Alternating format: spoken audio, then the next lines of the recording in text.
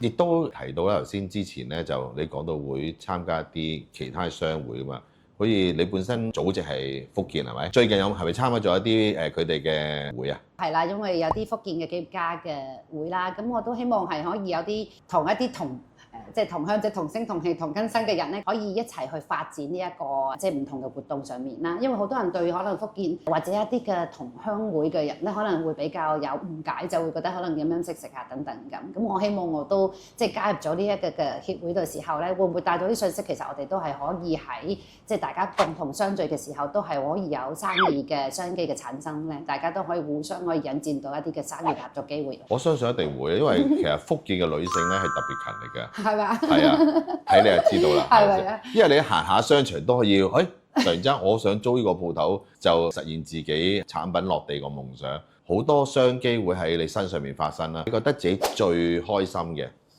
做得最成功嘅、最滿意嘅係邊一次嘅 planning 呢？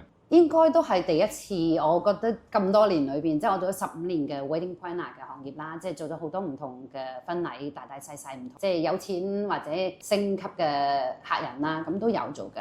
但係我覺得係最有印象深刻都係第一對客人，即係差唔多我喺啱啱創業嘅期間，第一對客人咧，佢係嚟自一個英國嘅客人。因為我一開始啲客戶咧，其實都係可能有一半咧 online 嚟嘅，佢哋唔熟悉香港嘅婚禮啊，唔熟悉即係中國嘅婚禮，華籍嘅英國人嚟嘅，咁佢就係其中一個新郎哥。嗰場婚禮都唔細嘅，係好有善心，就將好多即係當日所有啲嘅嘢都捐咗出去啊。當日啱啱第一場，即係我哋嘅經驗未係好足夠，個客人咧唔識打字嘅，佢用咗手寫咗一篇超過1000字嘅文俾我，話俾我聽呢一個婚禮我哋即係大家係共同去做嘅，咁有啲乜嘢嘅不足之處，佢亦都好透露到話俾我聽，其實佢一開始就知道我哋其實係冇乜經驗嘅，但係佢願意俾呢個機會我哋嘅。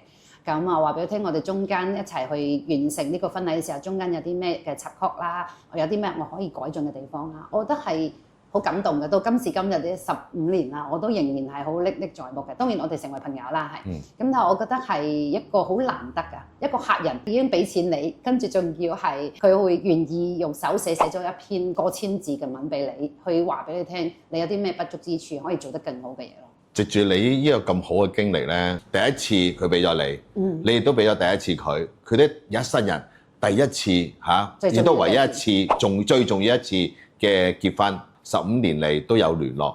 咁我都想問下，佢對你嘅影響係啲咩咧？佢對我嘅影響令到我會覺得咧係一來自己可以個人上面啦就可以進步啦，二來就係令到我對呢一個行業咧更加都會想係發展落去嘅。因為我會覺得我可以參與到人哋好多，即係好多嘅家庭裏邊嘅重要日子啦。跟住二來咧就係我係幫到佢啲乜嘢。當然喺個千字文裏邊佢提及過我哋有啲乜嘢係，即係除咗我哋嘅改善嘅地方啦，佢亦都講緊我哋幫到佢啲乜嘢咯。譬如佢係英國咁時間有時差嘅關係，我哋3更半夜起身同佢嗰陣時仲未有 Zoom 嘅時候，我哋都喺度同佢講電話啦，點樣去 planning 啦，同埋佢可能中間嘅時候又想俾佢太太喺香港，佢又想俾個驚喜佢啦，我哋點樣幫佢製造驚喜飛翻嚟啊咁，即係好多呢啲嘅嘢佢都係好感恩遇到我哋嘅。咁呢啲位置我就會覺得係即係令到我哋繼續前進，繼續想發展呢一個行業嘅一個即係動力咯。係。我想問咧 Michelle， 因為除咗咧頭先你講咗有咁多唔同類型嘅工作之外咧，你本身仲有冇其他嘅揾食架撐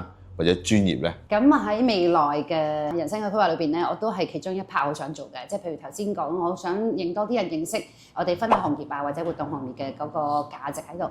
咁我都係希望帶到俾未來嘅新一代都可以繼續延續落去嘅。咁呢個係其中我一個遠景啦。係我而家亦都有開咗一間學校咧，就係去教一啲嘅婚禮統籌啊、活動統籌嘅課程嘅。咁啊，希望可以即係帶到多嘅新一代裏邊咧，繼續認識我哋呢個行業，延續翻我嘅夢想落去咁。薪火相傳對於呢個行業其實真係好重要嘅。除咗教做點樣統籌活動之外，就會有其他再加埋落去咧？教咧，即係課程上面、理論上面，我覺得對我哋呢個行業裏邊咧，就係即係理論佢哋要知道完先，咁但係實踐係最重要嘅。所以咧，我亦會繼續係會參與呢啲嘅婚禮現場嘅執行，咁就會希望帶啲學生去學習喺現場實踐嘅經驗。我覺得呢個比較重要嘅。本身係有嗰啲導師嘅資格嗰度咧，都係有一啲嘅英國啦，或者即係比較相似香港嘅婚禮啦。咁亦都有啲參與翻而家國內嘅啲婚禮咧，都係會比較即係大型啲啦，亦都係有啲科技感啲啊，或者即係現代感啲嘅，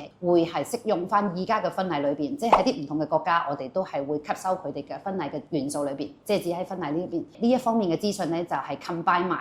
跟住可以將呢一樣嘢就變成香港嘅特色婚禮啦。頭先講嗰個關於個課程咧，其實你本身自己有讀過噶嘛？咁嗰個課程係邊個國家出嘅咧？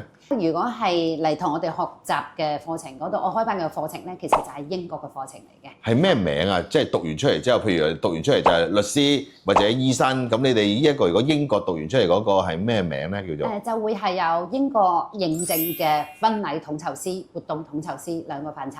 哦，兩個，係一次過讀兩個，可以一次過讀兩個，或者係分開。要讀幾耐啊？理論上面係讀8堂嘅，咁我哋真正建議啲學生咧就會跟我哋出 job 啦，即係去實踐嘅咧，嗰度就最少會有2堂咯。學費係點計啊？學費就係4位數字啫，其實係。哦，咁少嘅咋？係，因為我哋希望都係將個即係遠景係可以傳達俾多啲新一代，可以知道我哋呢個行業嘅存在價值。各位睇緊我哋節目嘅朋友咧，就留意翻啦。如果真係對於做 wedding planner 啦，或者做 event planner 有興趣嘅人咧，就可以喺我哋下低留言啦，就聯絡翻 Michelle。我亦都有個建議嘅，如果諗住結婚嘅新人咧，亦都係參加呢個課程嘅，可以更加了解到究竟點樣可以做得更加好，係咪啊？係，即係有我哋呢個行業咧，就係幫佢哋咧慳錢慳力又慳時間嘅。係。不過就唔係一個 luxury extra 嘅 course 咯，係。咁啊，物超所值㗎啦！希望令到佢哋開心、放心又安心咯，呢個係我哋嘅遠景嚟嘅。好啊，咁啊，多謝晒 Michelle。多謝朱食嘅邀請 ，thank you。